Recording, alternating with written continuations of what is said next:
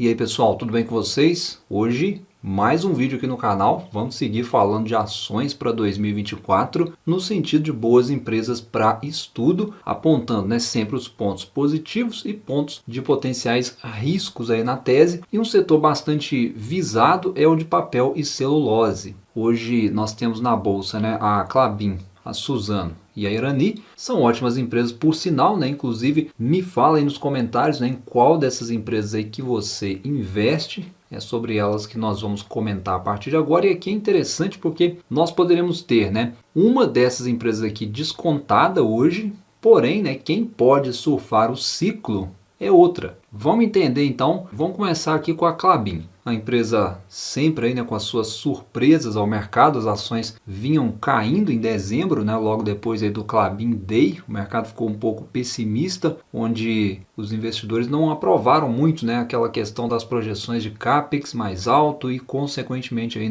fluxo de caixa mais baixo. Porém agora as ações voltam a subir novamente porque recentemente a empresa divulgou mais um investimento bilionário, que é chamado aí de projeto KIT, e é por isso que eu comentei da surpresa, porque quando todo mundo já esperava aí, que a empresa já tinha feito todos os investimentos e agora era só trabalhar para reduzir a alavancagem, ser menos agressiva, surge aí mais essa paulada em investimentos, cerca de 5,8 bilhões. Só que realmente esse investimento ele faz todo sentido para a empresa. Ela adquiriu aí 150 mil hectares de terras, são ativos florestais no estado do Paraná, contemplando aí tanto área produtiva quanto madeira já plantada, além de maquinários. E aqui, para a gente não se alongar com Klabin, a tese dessa aquisição é diminuir a dependência de madeira de terceiros, por isso que eu disse que faz todo sentido. Nesse gráfico aí a gente vê que em 2025, o verdinho claro aí, sem o projeto KIT, veja que a empresa é bem dependente de madeira de terceiros, ou seja, mais da metade. Então isso vinha pressionando os custos aí da empresa em 2023 e agora o gráfico trazendo aí a projeção pós-KIT. Veja aí que diminui bastante, agora menos da metade. E a lógica aqui é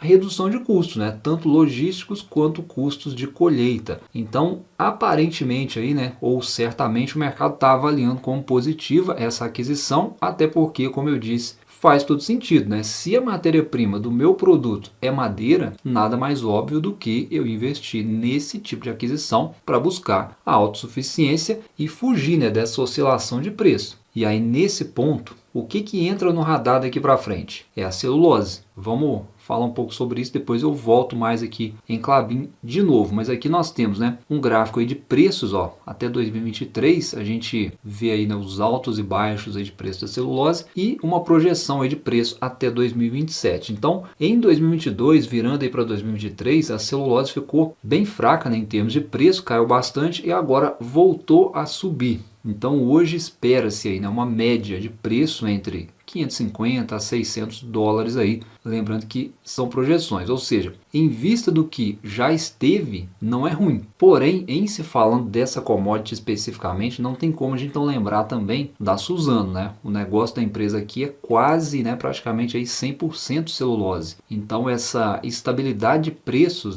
ou possível aumento de preços da commodity pode deixar as ações ainda visadas aí por investidores, caso isso continue se confirmando. Aliado a isso, a Suzano ela tem o projeto Cerrado entrando em operação para incrementar a produção e visando redução de custos. E aqui nós temos o possível upside, assim como também o risco, porque é uma empresa muito sensível à oferta e demanda, ela é refém de preço, no caso preços da celulose, não tem jeito, essa questão da madeira, por exemplo, é um problema. Voltando a pegar o gancho aqui da Klabin, que fez esse investimento bilionário em ativos florestais, não é à toa, porque me parece que cerca de 40%, 45% aí, mais ou menos do custo de caixa dessas empresas, se não me engano, é com madeira, e as gigantes aí de celulose, como Klabin, como Suzano principalmente, já vinham sofrendo aí, vamos dizer assim, com essa escassez desse recurso, ou seja, mais uma vez, justifica aí o investimento da Klabin. E a Suzano, ela não está parada também, assim como a Klabin, ela vem investindo bastante, investimentos bilionários também na aquisição de ativos florestais. ou seja, já também fazendo o possível aí para não ficar refém aí de terceiros, vamos dizer assim, né? E aí, entendido um pouco aí desse panorama, né, aí para a celulose, para a matéria-prima aí da celulose e alguns movimentos aí dessas duas empresas, se a gente colocar ambas aqui, né, as duas lado a lado, como eu já havia trazido num outro vídeo, né, a Suzano mais descontada hoje de modo geral, porém não quer dizer que a Klabin seja carta fora do baralho, não é isso, tá? Então, qual é o entendimento aqui, né, para você que talvez está fazendo o comparativo dessas duas empresas? A Klabin,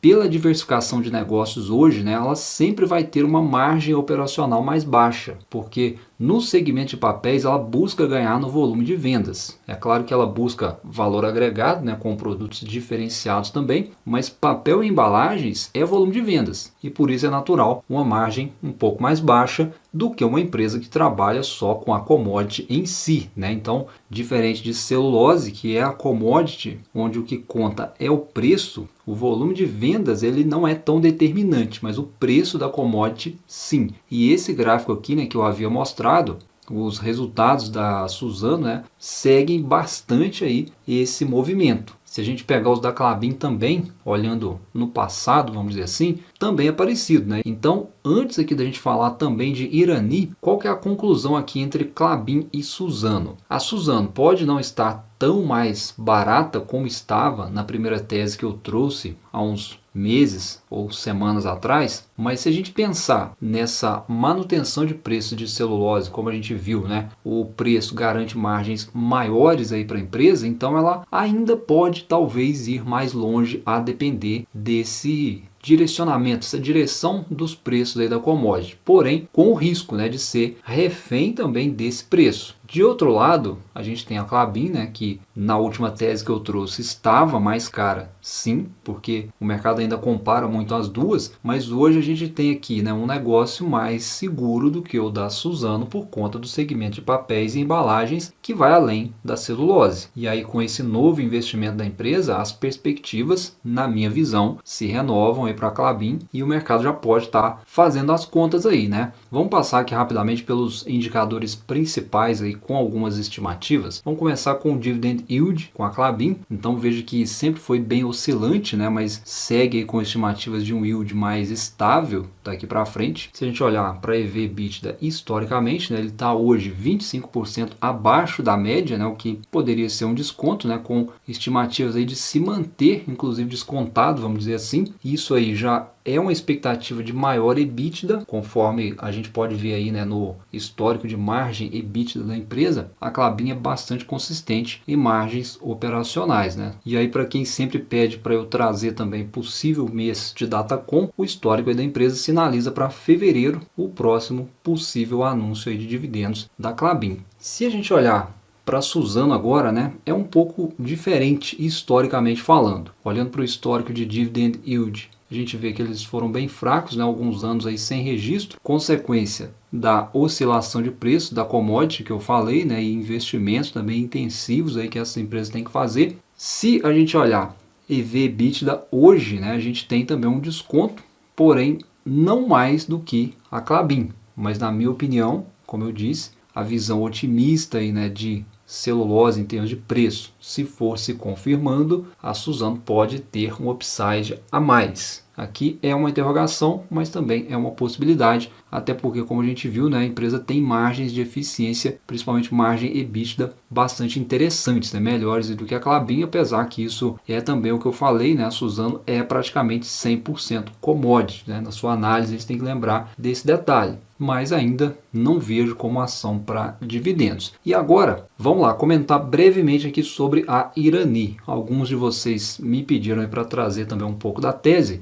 Aqui também, né, uma empresa que eu vejo potencial ainda. É uma tese que eu trouxe aqui no canal, se não me engano, lá em janeiro de 2022, mais ou menos, né? Acho que os preços estavam abaixo dos R$ 6, R$ 7. A tese principal era a retomada econômica do Brasil, né? Da nossa economia. Porque a empresa ela vende para o nosso mercado, principalmente as embalagens sustentáveis, é o carro-chefe da empresa, e acredito que esse potencial, né, essa tese, ela continua viva, embora já bem mais precificado hoje, né, por conta dos cortes de juros, né, que parece que vão continuar acontecendo, a inflação se controlando, o consumo retomando. Eu alertei também, né, para o fato, na ocasião que eu trouxe a tese de que a empresa não ia ficar parada, né, na ocasião, e nem podia. É um setor que demanda investimentos e foi dito e feito. De lá para cá, ela veio fazendo investimentos, né, veio fazendo muito bem, inclusive, principalmente a plataforma Gaia, que vem fazendo aí a empresa mudar de patamar, literalmente, né, uma empresa com base florestal própria, além de estar se tornando autossuficiente em energia. Ou seja, ela está produzindo a energia que ela consome na sua produção e o objetivo é chegar aí a 100% de geração própria. Resumindo aí, né,